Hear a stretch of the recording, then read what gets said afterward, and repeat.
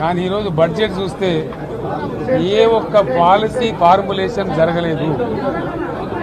రాష్ట్రానికి సంబంధించినటువంటి ఏ ఒక్క విషయంలో కూడా ఈ అర్బక ప్రభుత్వం ఇప్పటి వరకు పాలసీ ఫార్ములేషనే చేసినట్టుగా కనపడతలేదు. వ్యవసాయం ఉంది, మాకు స్పష్టమైన అవగాహన ఉండే ఈ రాష్ట్రంలో వ్యవసాయ స్థిరీకరణ జరగాలని మేము 2 పంటలకు కూడా ఇచ్చినాం రైతు బంధు. వీళ్ళు ఎగ్గొడతామని చెప్తా ఉన్నారు. మేమేదో రైతులకు ఇచ్చిన డబ్బును దాన్ని పాడు చేసినాము, చెడగొట్టినాము, దుర్వినియోగం చేసామన్న పద్ధతిలో దురదృష్టకరమైన వ్యాఖ్యలు చేస్తూ ఉన్నారు.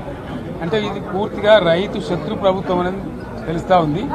ధాన్యం కొనుగోలు చేయలేదు, విద్యుత్ సరఫరా చేయడం లేదు, నీళ్లు సరఫరా చేయడం లేదు, చాలా ఇబ్బందులు పెడతా ఉన్నారు. ఇంకా రైతు భరోసా, రైతు బంధు గురించి ఇంకా ప్రస్తావనే లేదు. ఎప్పుడేస్తారని మా ఎమ్మెల్యేలు అడిగితే కూడా కనీసం సమాధానం చెప్తలేరు. కాబట్టి రైతులను వంచింది ప్రభుత్వం, వృత్తి కార్మికులను వంచింది. ఒక్క పాలసీ, ఇండస్ట్రియల్ పాలసీ ఏమిటి? ఏమి లేదు. వాటి గ్యాస్ ట్రాష్ పంచరంగం ఈస్మాన్ కలర్ లాగా చెప్పడం తప్ప, స్టోరీ టెల్లింగ్ లాగా ఉన్నది తప్ప బడ్జెట్ చెప్పినట్టు లేదు.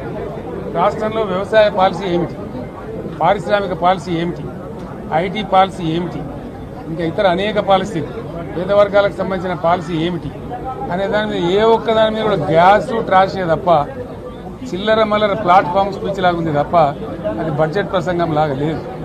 రాజకీయ సభలలో చెప్పినట్టుంది తప్ప ఏ ఒక్క పాలసీని కూడా నిర్దిష్టంగా ఈ పనిని మేము ఎట్లా సాధిస్తాం, మా గోల్స్ ఇవి, మా టార్గెట్స్ ఇవి అనే పద్ధతి కానీ పద్దు కానీ లేదు. ఇది పేదల బడ్జెట్ కాదు, రైతుల బడ్జెట్ కాదు, యువల బడ్జెట్. విశ్లేషణలో మీకు తెలుస్తుంది. భవిష్యత్తులో బ్రహ్మాండంగా మేము దీన్నంతా కూడా చీల్చి చెండాడబోతాం. Thank you.